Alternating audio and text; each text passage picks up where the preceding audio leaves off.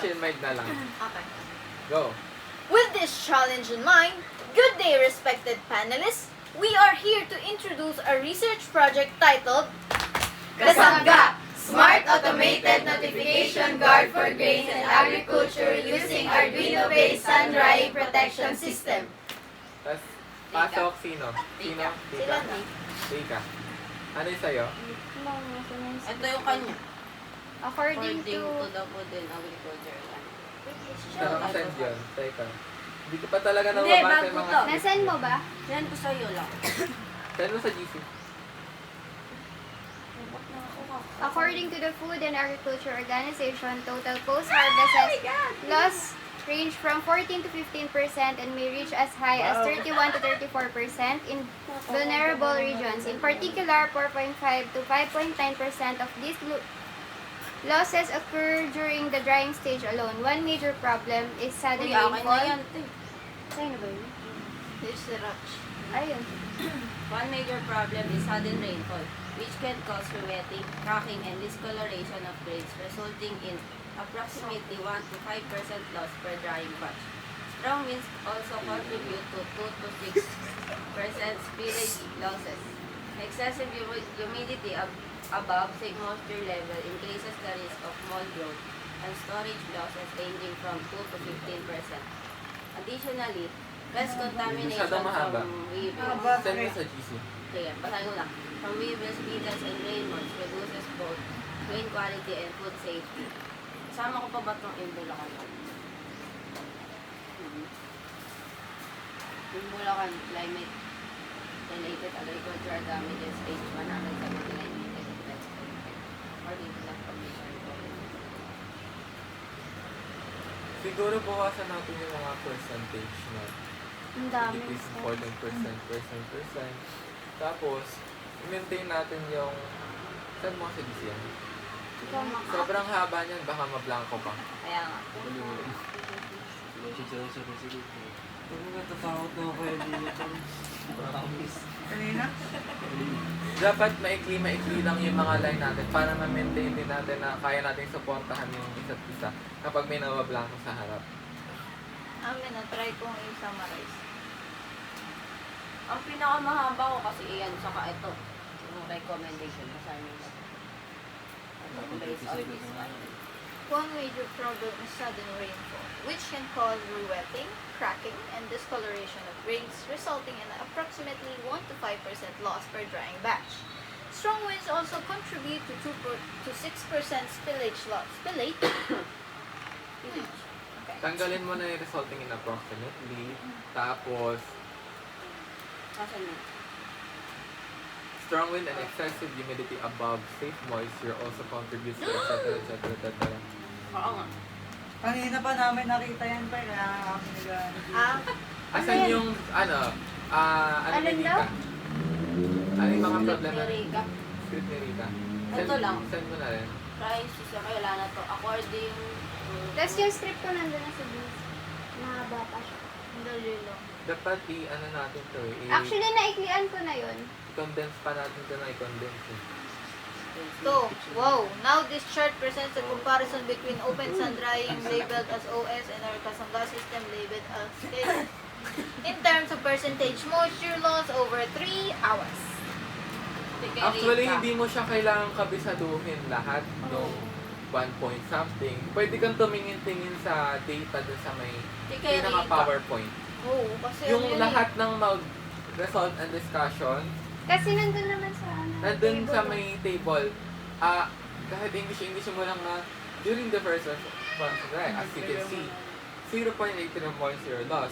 While in the Kasangga, we recorded 0. Tapos ano lang, konting statement. Like, dapat sobrang, straight to the point tayo na ito yung loss natin. Something na ganun. Kasi kapag sobrang haba talaga, hindi natin kaya. Yeah. Kaya nga yung oras. Siguro kung mahaba oras natin eh, makakabisado niyo pa yan. Eh kaso nga, onti na lang oras natin. Para Hindi bawal daw ba mag-index? index. Hindi ba may index? Gagayahin nyo. Sila Nicolas wala. Sila ni kanila index. Sabi na, nasa PPT naman, doon ka lang tuloy.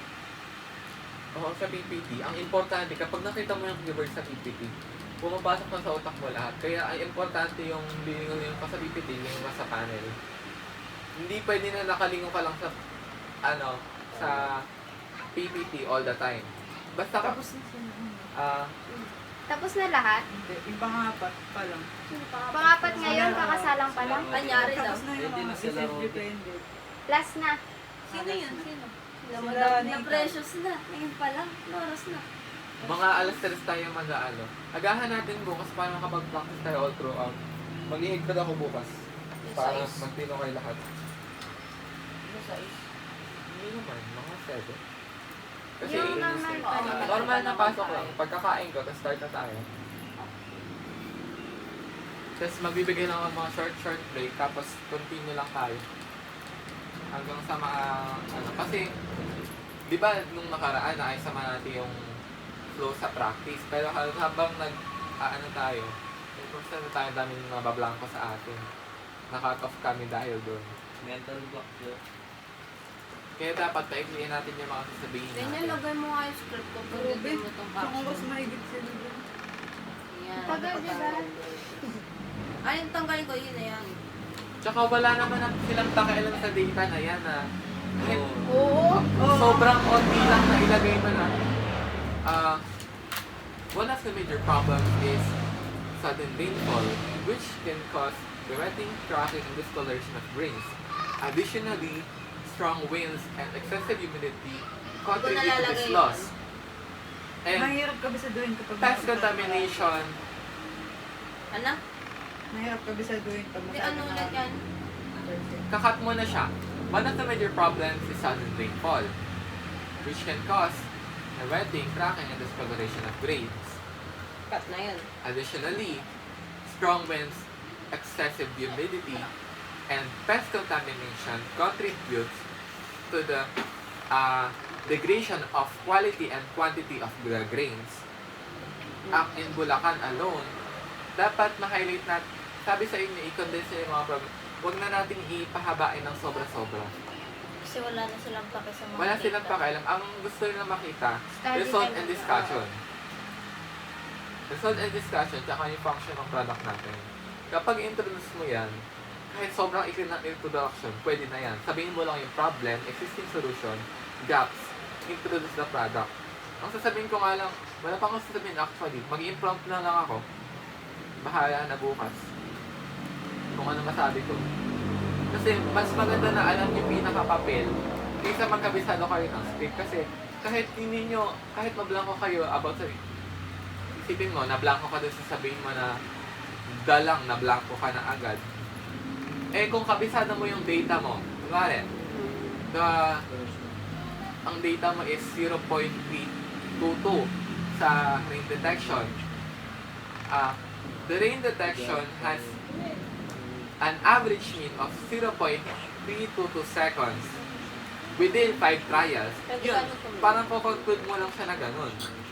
Na ikaw mag-i-invent sa sarili mo na kahit bulok-bulok yung grammar mo, barok-barok, basta confident ka, napapresent mo pa rin yung data mo.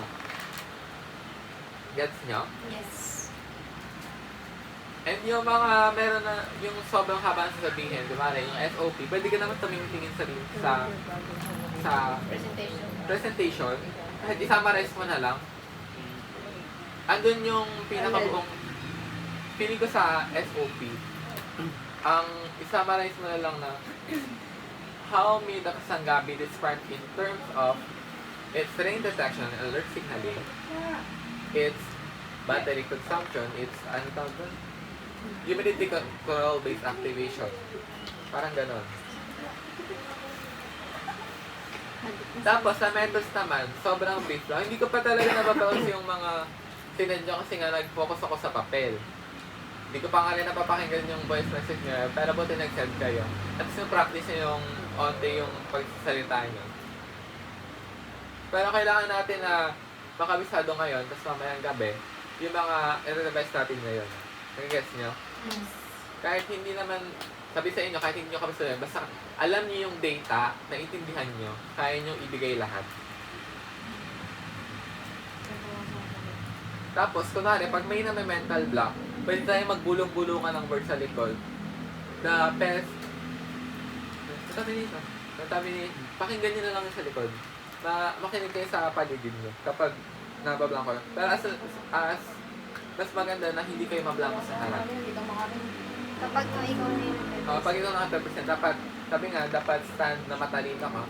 And maganda din na medyo dumilibot ka ng onte. Bukas natin pa-practicein yung mga gestures and etc. Ngayon, kailangan natin ma-accomplish yung script na sasabihin nyo. Yan, tika mo nga itong recommendation. Baka may magbawas pa. Yan. Pito kasi yan. Yung facial expression. Ayun din. Bukas na lang natin practice. Pero mas maganda na practicein nyo na rin sa sarili nyo mamaya